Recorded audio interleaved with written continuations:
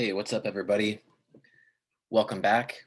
I hope that you are doing well. It's Wednesday, it's the peak of the week, and we are still dealing with the legislature, which we're going to be discussing for a while because it's so important and it really sort of configures our entire discussion of democracy, given that the legislature and the emergence of the legislature really began modern democracy as we know it. We learned about that on Monday when we talked about the emergence of Parliament in England and how the emergence of Parliament as a counterbalance to the king signified the sort of emergence of democracy in the modern period.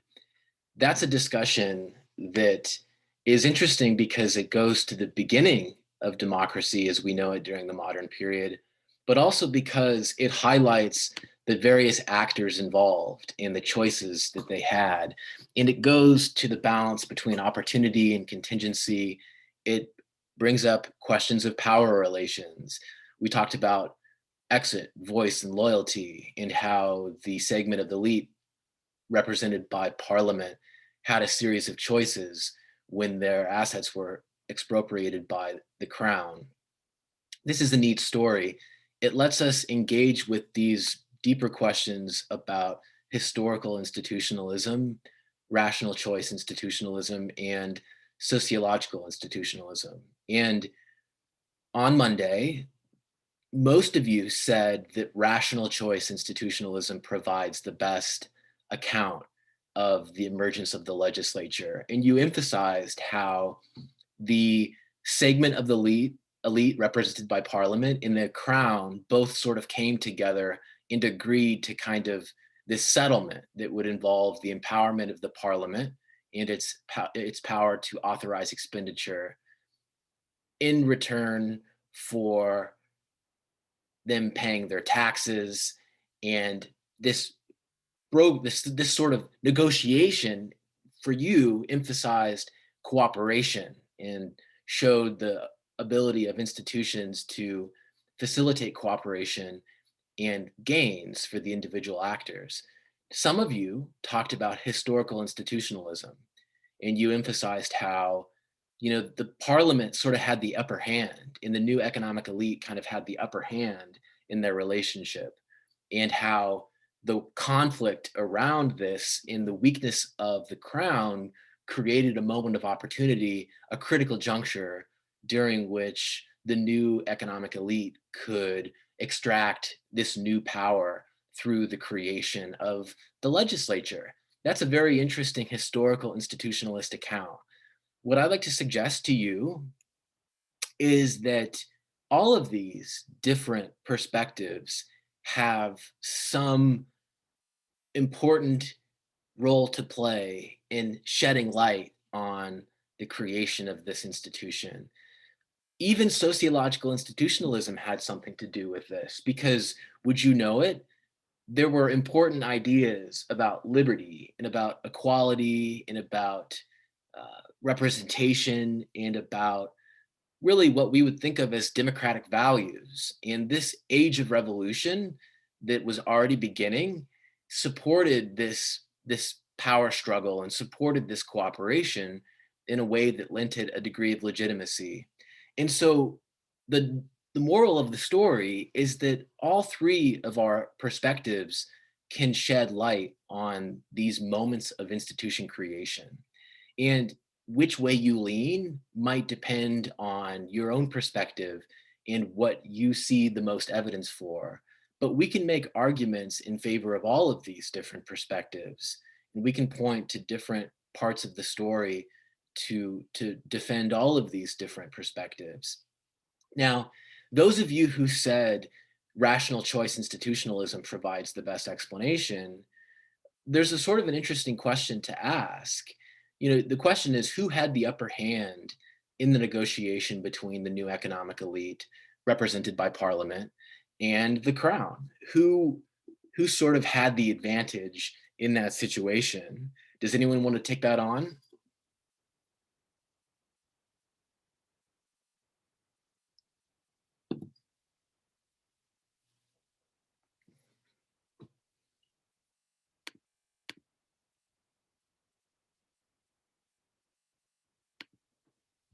So who had the upper hand?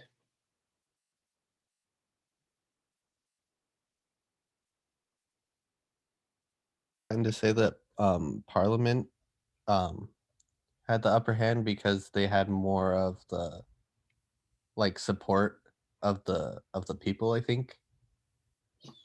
Okay, so it's possible that they had more popular support, but just in terms of the context of the negotiation, right? In like the capacities or the conditions of the different actors. You have the parliament on the one hand, representing the new economic elite, and then you have the crown on the other hand, the sort of old central power. What about that crown? What condition was the crown in? If I might, I think that the parliament or the new elites were had the upper hand, just because the crown was the one that had to give up the most power, and the reason that the crown gave up its power was based off its own survival, right? Because the elites and they were willing to negotiate almost in a way that they got power, but the power of the crown, right, the original power, negotiated so it wouldn't lose basically all its power because it also relied on those elites and the economy that they generated. Okay, so let's very good, Max. Let's tease that out, that last part right there. What was the source? So Max is suggesting, and I think correctly, that the parliament had the upper hand. What was the source of the parliament's leverage? In other words, what was it about the crown that made it vulnerable or sort of subordinate to or kind of bowed to the parliament in this situation? What gave the parliament the upper hand? What was the source of its leverage over the crown?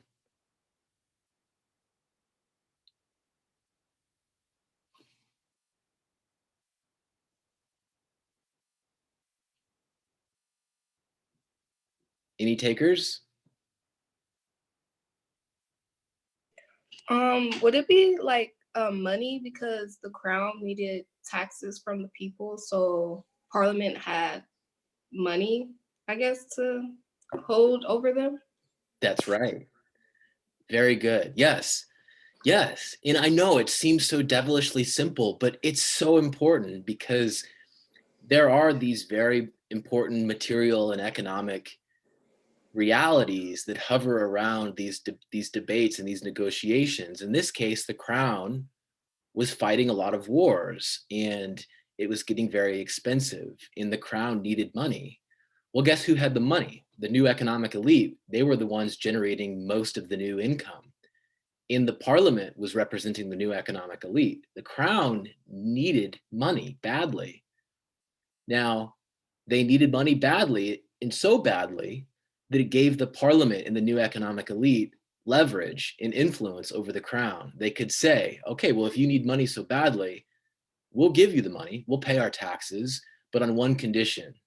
You agree to give us the power to authorize expenditure, and you give us, the power to check you or whatever, right? So this is the negotiation. This is the settlement. Yeah, we'll pay you. We'll give you the money for your wars, but only if you allow us to authorize expenditure and have the power to check the decisions and the behavior of the crown. Thus, the settlement results, and we get the legislature and the creation of the first legislature. Now, here's the kicker. Those of you who said rational choice institutionalism, the question for you then becomes, is rational choice institutionalism able to account for these kinds of asymmetries of power? If we concede and we recognize that the parliament and the new economic elite had the leverage, had the power in that bargain, in that negotiation, well, it becomes difficult for us to use rational choice alone, potentially, right? Does rational choice institutionalism account for those asymmetries of power, or does it focus more on actors who are equally powerful, who come together and cooperate for the purpose of mutual gain? Any takers?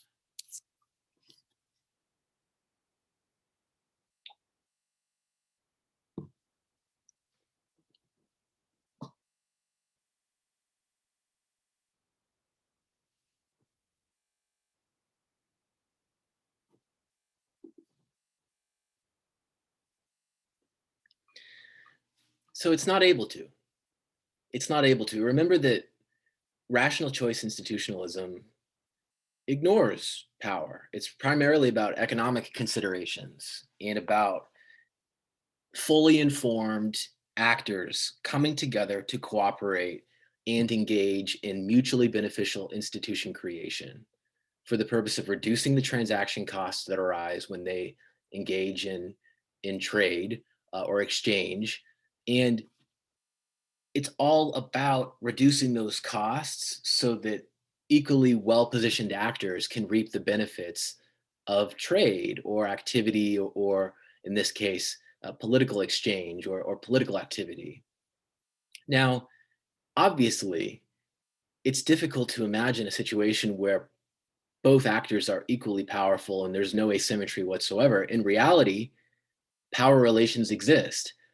What I'd like to suggest to you is that as good as rational choice institutionalism is in accounting for the emergence of the legislature, we still need both historical institutionalism and sociological institutionalism as well. We need historical institutionalism to account for the power relations, to account for the leverage that the parliament had. And we even need sociological institutionalism to account for the very idea or the very value that was placed on the notion of a parliament in the first place.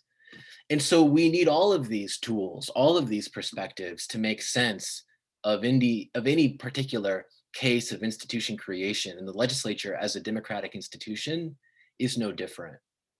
And so there's a role for all of these, and I'd like you to use them and use them liberally and draw on them and use them to shed light on different questions. Okay, so we're going to begin to pivot, and we're going to get into some more of the nuts and bolts of the democratic legislature, and we'll talk about characteristics and dimensions, the organization of the legislature. We'll talk about some of the different characteristics and functions in the different types of legislatures. But we'll begin in the simplest way, and that is by defining the legislature. The legislature can be defined, and this is how we'll define it in this class, as a deliberative assembly with the power to make laws for a political entity. And one example could be the bicameral Argentine Congress, which is pictured here in Buenos Aires. It houses the Senate and the Chamber of Deputies. It is an example of a legislature. It is a deliberative assembly with the power to make laws for the federal state of Argentina. And so in Argentina, there is that federal government, but there are also state governments that have their own legislatures as well. Legislatures can exist at a variety of different levels. The defining characteristic is that they make laws for a particular political entity. And in this class, because we're focusing on comparative politics, we're going to be primarily focusing on national legislatures and those legislatures that make decisions on behalf of an entire political community. And in this example, the Argentine Congress is one example. Now, when we talk about legislation, we actually aren't distinguishing between the legislature or the executive, because the executive can make legislation as well. But what's distinct about the legislature is that laws enacted by the legislature are primary legislation. They are sort of first order legislation, if you will. And not just that, but legislatures have an active role in steering and sort of setting the course of government action. For example, legislatures amend the budget, they can identify certain types of priorities, and they can intervene in a variety of ways to influence government action, even in those systems where the executive might have considerable power to set the terms of the debate and the terms of the agenda. And perhaps the most important characteristic of all, in a democracy, the members of the legislature are popularly elected. That is to say that voters vote for the members of the legislature who they want. And in a moment, we'll go into more detail about what that means. The importance of the popular election of legislators or members of the legislature. It may seem obvious, but in a democracy, people vote for the candidate for legislator that they want. People have a direct say or an indirect say, depending upon the nature of the system. In a democracy, the point is that people vote for the candidate for legislator that they want. Appointment is used sometimes, but very, very rarely. And so, for instance, filling a midterm vacancy in an upper chamber of a bicameral legislature. Say there's a vacancy in the Senate 4 years into a 6-year term. You've got 2 years left, and one method of filling that post is to grant an appointment to the executive.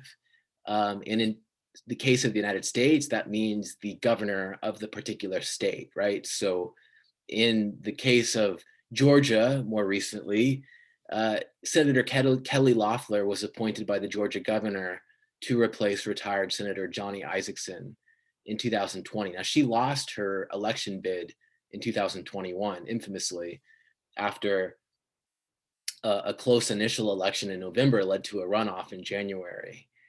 But the moral of the story is that there's a clear difference between election and appointment.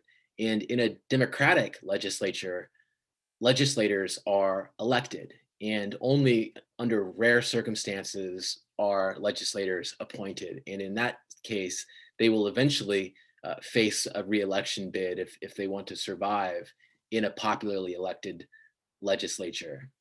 Now, similarly, and this pertains more to developing democracies and ones that have just transitioned from authoritarian rule, in a democracy, seats are not pre-assigned or earmarked for the military, a party, the former regime, the business community, or any other entity.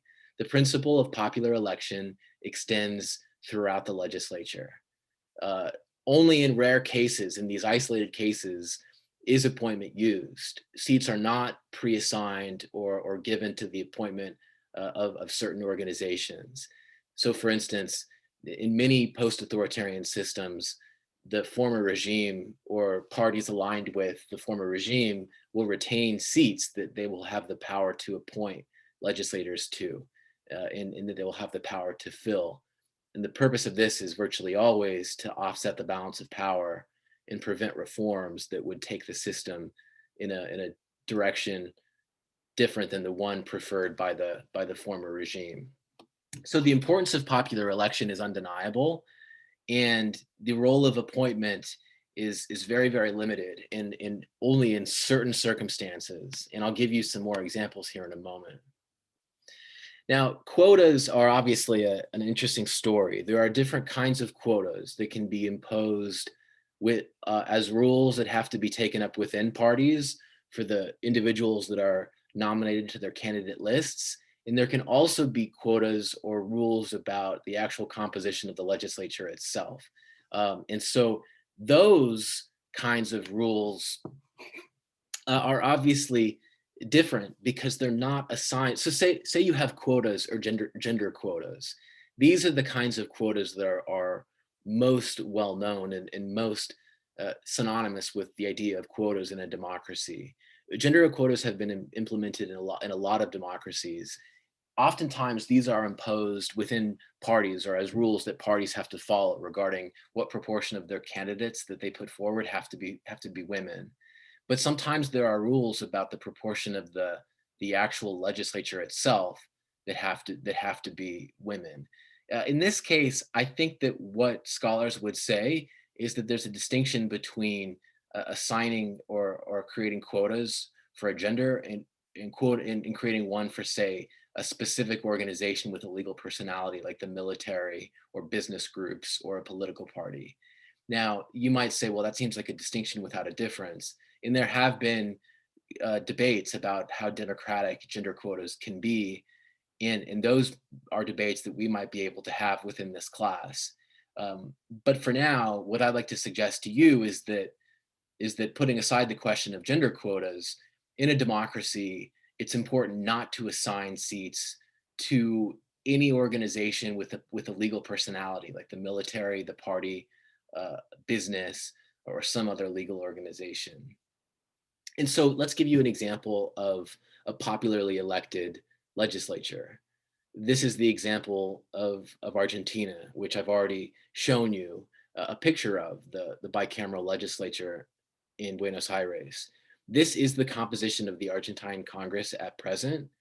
You'll see that the Senate is held by the governing coalition, which is essentially the Peronist sort of justicialist party coalition, now known as Frente de Todos, front of everyone, front for everyone. The opposition, held together by Together for Change and then some other smaller provincial parties, is relatively small in comparison, or smaller. The Chamber of Deputies is held by, let's see, the opposition, which is again led by Together for Change. The governing party, Frente de Todos, is smaller than the opposition and is therefore in the minority. So what we would say about this popularly elected legislature is that it's divided. The Senate is under the control of the government party and the Chamber of Deputies is under the control of the opposition. And so assuming there's sufficient unity within the opposition, that might make it difficult to govern and to produce a lot of legislation, or at least for the government to get its agenda through a Congress like this. But nevertheless, what we can say is that the Argentine Congress is popularly elected, and that during the post-authoritarian period beginning in 1983, it's always been popularly elected. It's never had any authoritarian enclaves like those that did exist for a time in Chile. But I want to go to a case that's interesting because it's an example of an undemocratic legislature. Whenever we talk about a democratic and an undemocratic legislature, I want to show you what I mean from the perspective of popular election. And so we're going to focus for a moment or two on the example of Hong Kong and the Legislative Council in Hong Kong.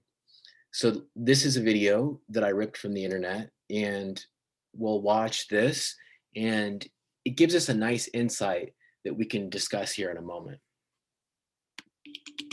And even though they're the head of the government, they don't make the laws. That happens here. Like many democracies, Hong Kong has a legislature with democratically elected representatives. It's called the Legislative Council, or LegCo, and it has 70 seats.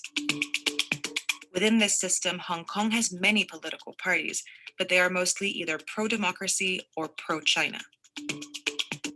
In every election, Hong Kong's pro-democracy and anti-establishment parties have won the popular vote, but they occupy less than half of the seats in the LegCo. This is because when Hong Kongers vote, they're only voting for these 40 of the 70 seats. The other 30 are chosen by the various business communities of Hong Kong. For example, one seat belongs to the finance industry, one seat belongs to the medical industry, one belongs to the insurance industry, and so on. Many of these 30 seats are voted on by corporations. And because big business has an incentive to be friendly with China, those seats are dominated by pro-China political parties. When Hong Kong was handed over to China in 1997, Hong Kong and China made an agreement that eventually all members of the council would be elected by the people. But that never happened. And ever since the handoff, pro-China parties have controlled the LegCo, despite having never won more than 50% of the popular vote. The way it's structured, they want to make sure that the executive branch can have easy control over it. And that would serve Beijing very well indeed. So the Hong Kong Legislative Council is interesting because it's an example of an undemocratic legislature. The video that I just showed you began by saying, like many democracies, Hong Kong has a legislature that's popularly elected.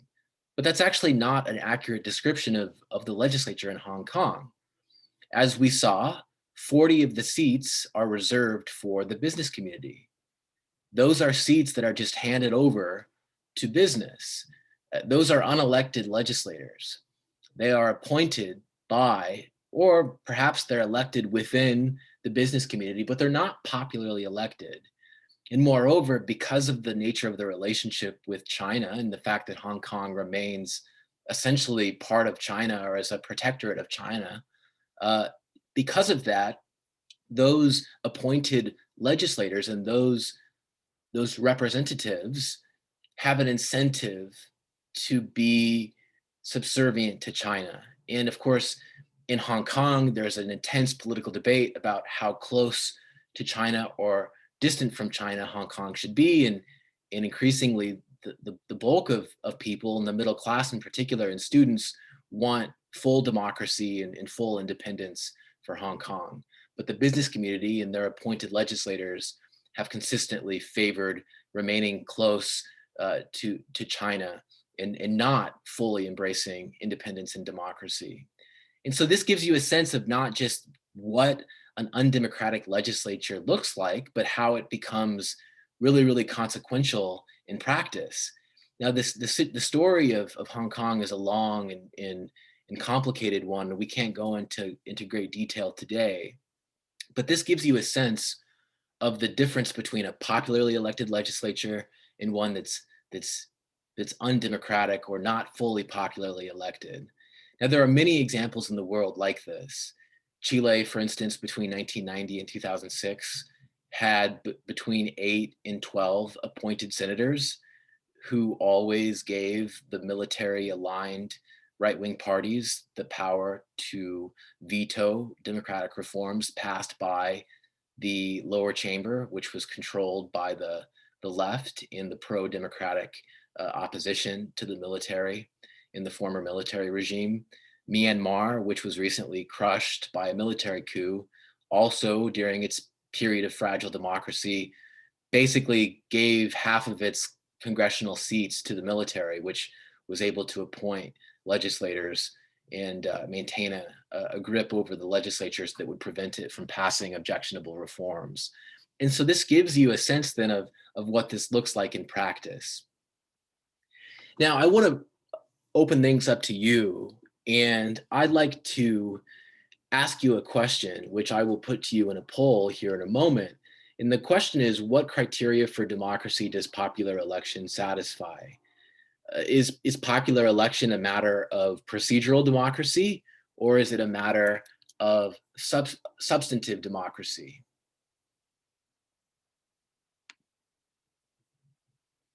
Just a second here. Let me launch the poll. All right, I've launched the poll, everyone. Go ahead and respond.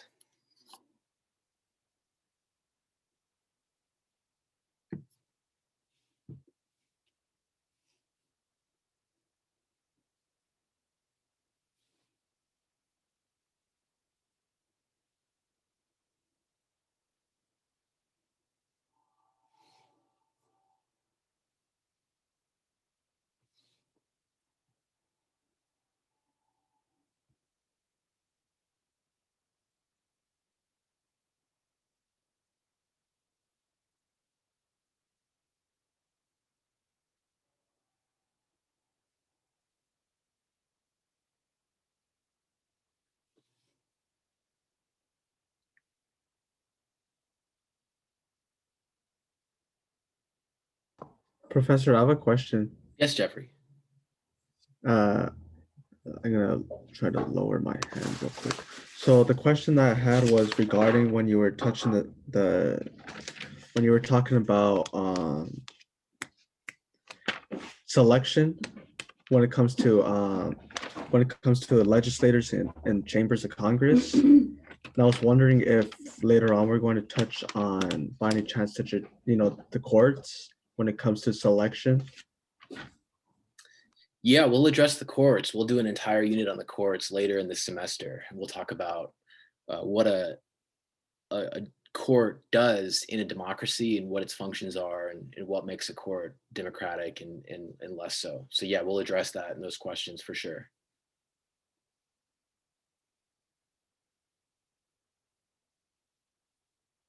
If you've yet to vote, do go ahead and vote.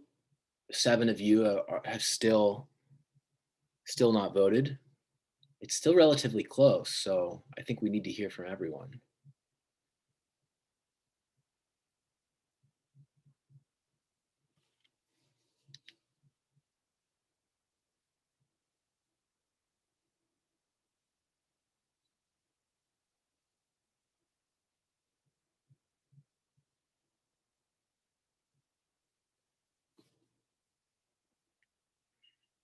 So I'm going to go ahead and call it. The AP has called this race, and I'm going to go ahead and share the results right now. 25 of you, or 57% of you, said procedural democracy.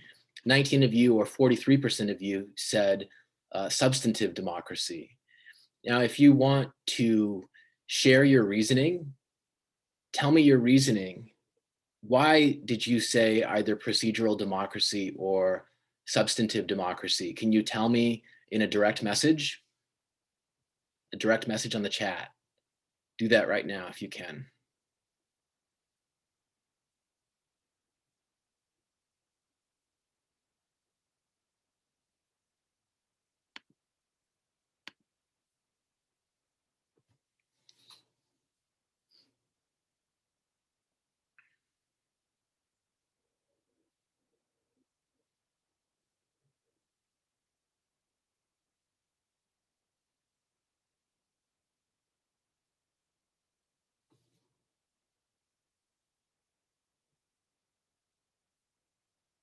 I chose procedural democracy over the fact on the video.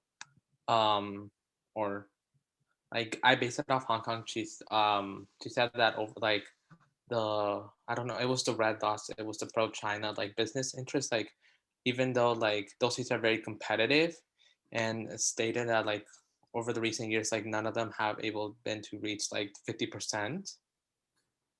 And so like what indicates for procedural democracy is that like it's a free election, like citizens are able to cast their votes, but it's a very competitive like election like process. So it's an election process. It's the race itself, right? It's the nature of the way that they're selecting the leaders. And so popular election is procedural in that regard. Jake says, I was torn between the two and definitely need to review, but I chose substantive because I remember saying something about substantive democracy involving outcomes that are representative of the people, which I feel is the result of popular elections.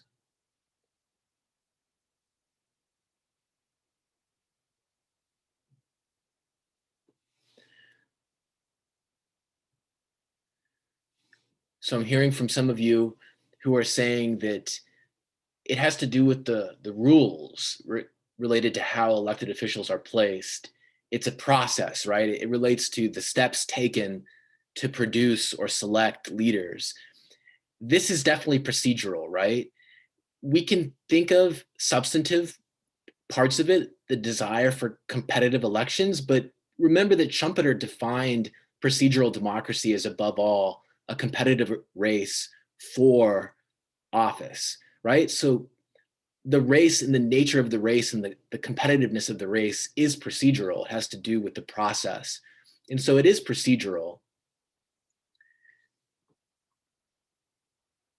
In as many students are saying in direct messages to me, the nature of the process is that you choose the leader, right? You select the leader in a popular election and you popularly anoint them in that regard. And that's the nature of the process.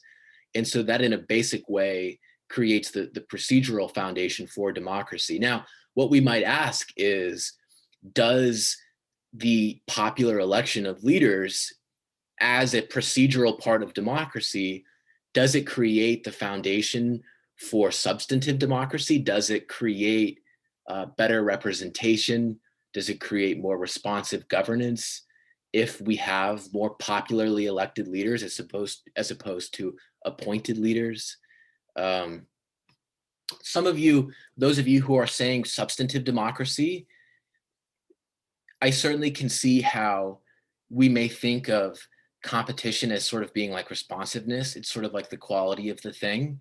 But remember that it's a basic characteristic of the process, right? Of the procedural basis of democracy, that it is a competitive selection process where we popularly elect a leader.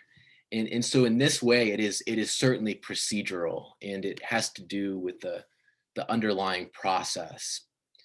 Now, the legislature in a democracy has an important set of functions, and this is where we begin to go more deeply into what distinguishes a democratic legislature from an authoritarian one, because no doubt many of you have noticed that legislatures exist everywhere. And in fact, sometimes they're quite active in some authoritarian regimes, producing legislation and holding hearings and doing all sorts of stuff.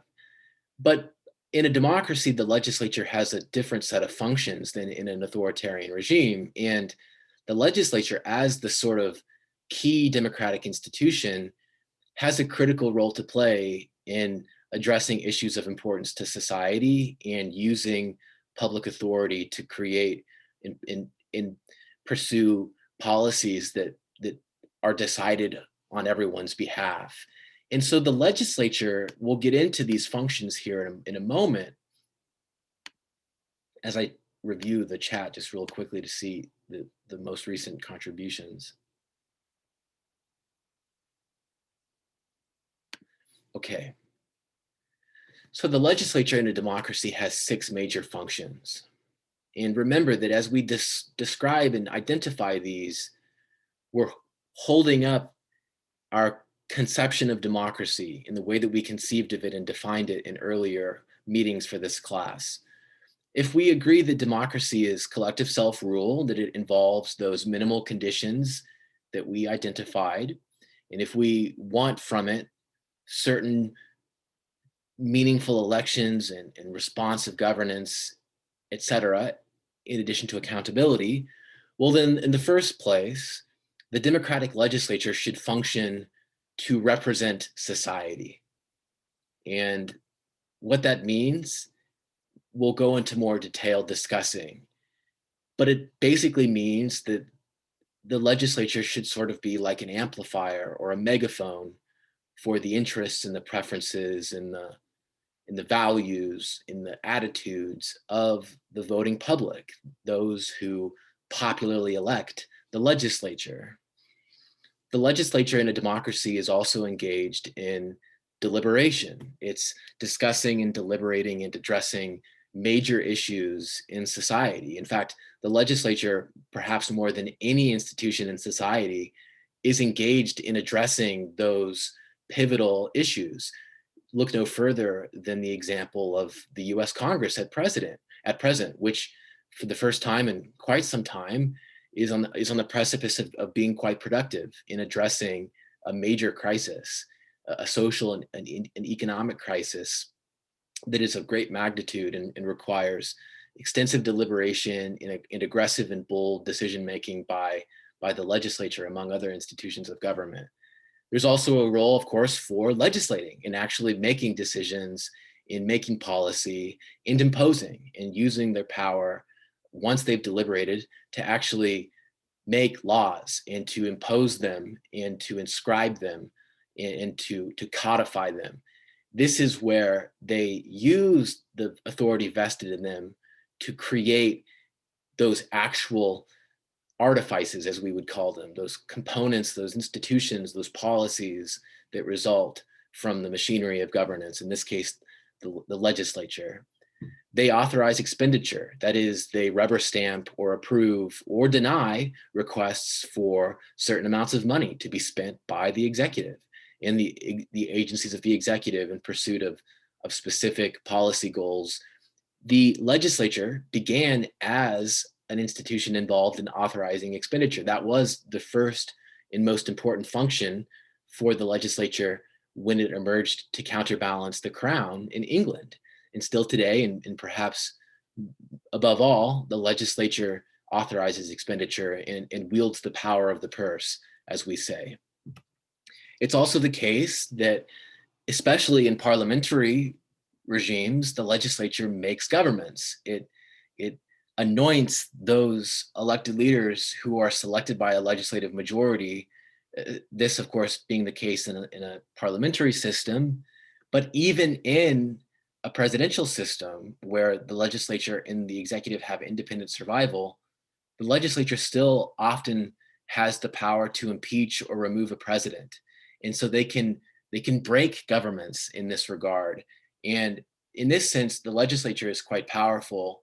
And as you'll see in coming days, the examples from Latin America are starkly different than the example of the United States, because the power to impeach presidents has been used much more consistently and much more extensively in Latin American presidential democracies. And then finally, the legislature is involved in oversight and using its capacity to monitor and oversee the behavior of organizations that fall within the purview of the government. And so in the US Congress, there's the Budget and Oversight Committee. There are a variety of different committees involved in monitoring spending by different entities and different bodies and different agencies of government.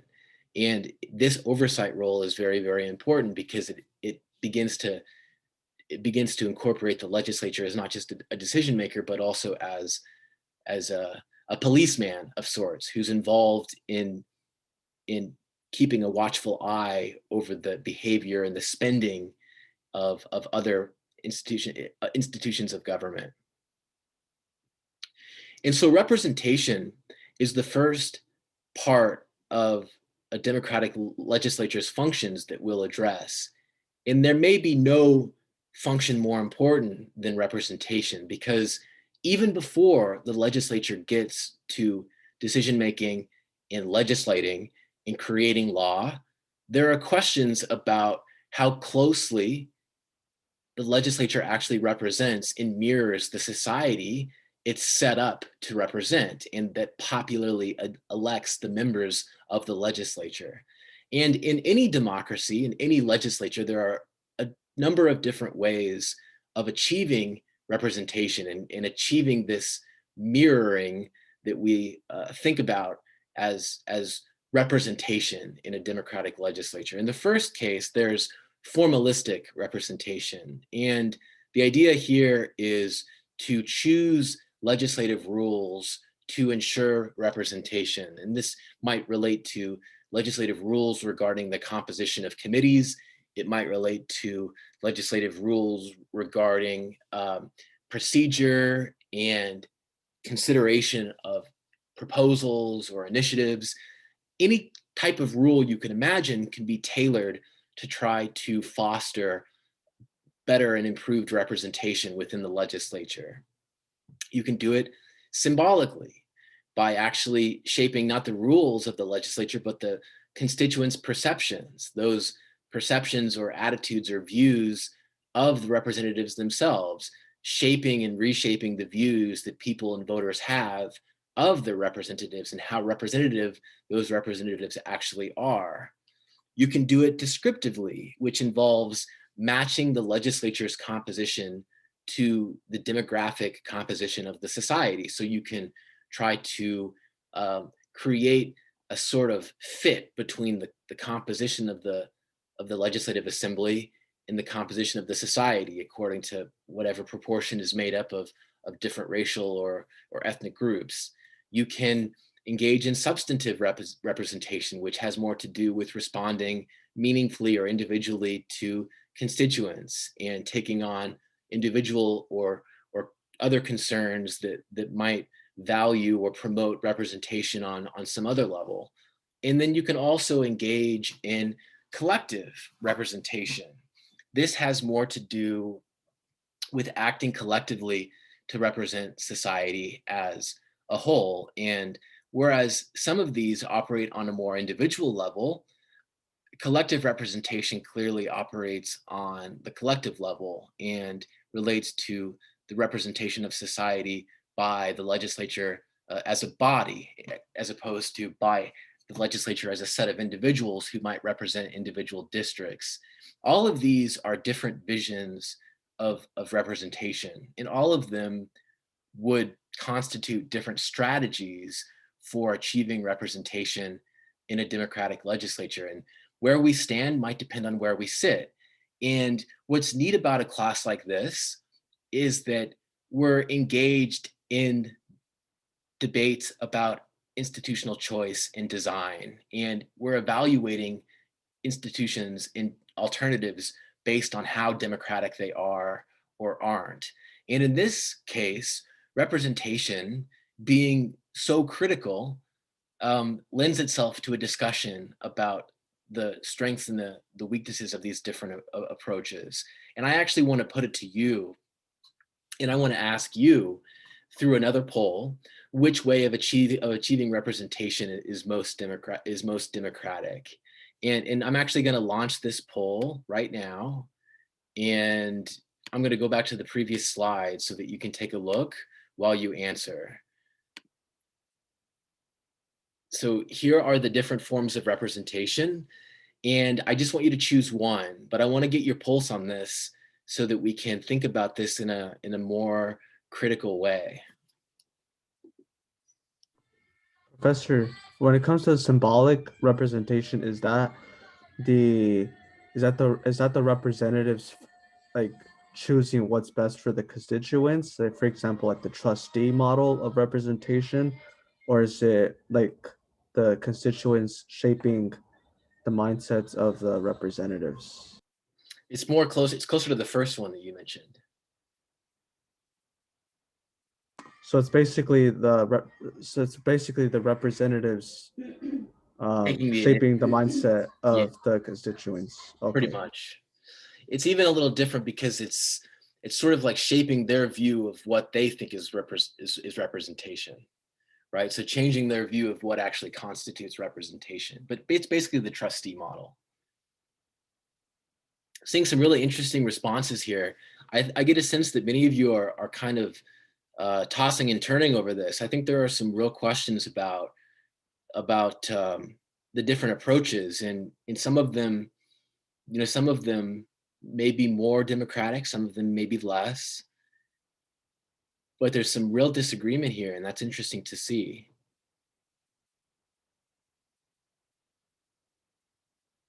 About 6 of you still left. I'll wait another moment here before I show you the results.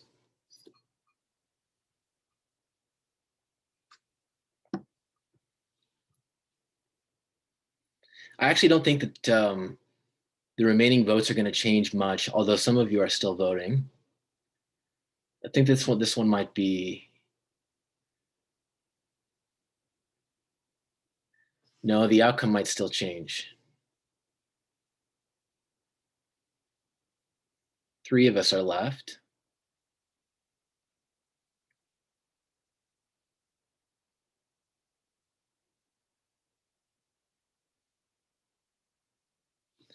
I'm going to end the poll and share the results and discuss them with you.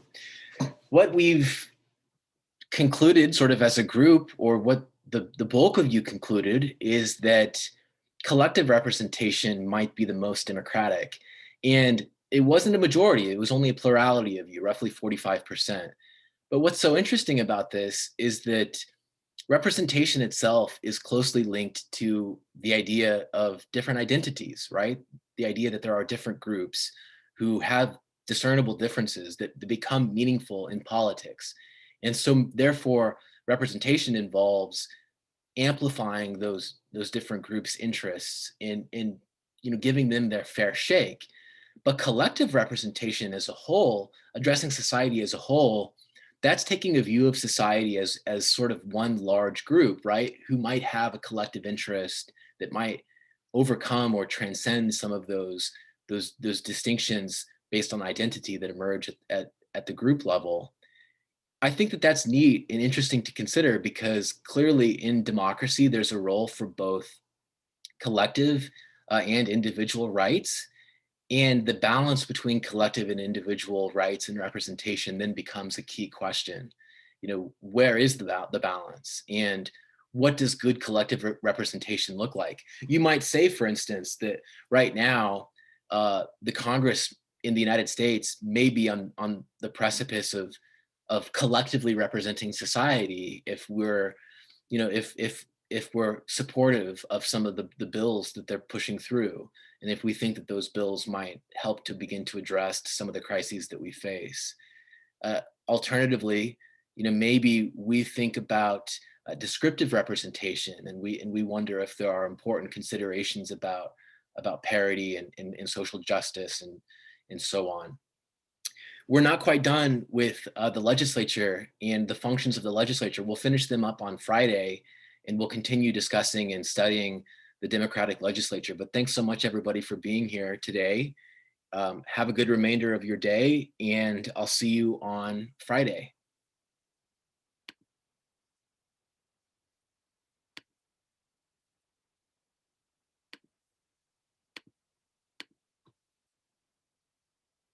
Thanks, everybody. Professor, before we go, I have a question. Yes, Jeffrey. So we discussed that the symbolic, the second one is basically the trustee model. Which one would be the delegate model? Or is there like a delegate, or did he not list it?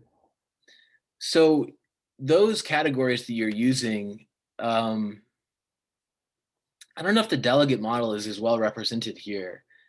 I think that probably number 4, to be honest, because number 4 sort of flips number 2, whereas number 2 sort of puts the impetus on the representative to shape the perceptions of the constituent. Number 4 sort of puts the emphasis on constituents shaping the behavior of the representative. So I think that the delegate model is sort of like number 4, to answer your question. And I'm just curious about, why did you choose to like change the names from like, trustee to symbolic and substantive for the delegate? I'm just curious. I didn't change the names. These are terms that are often used just to refer to different types of representation. I am familiar, and I know the terms you're using, but in this case, I just think that the terms that are used here capture a little bit more of the variation and the nuance than just those 2 terms that you've mentioned. But I think that the differences aren't that important as long as the ideas are are there, and you've got the idea, and that's what counts.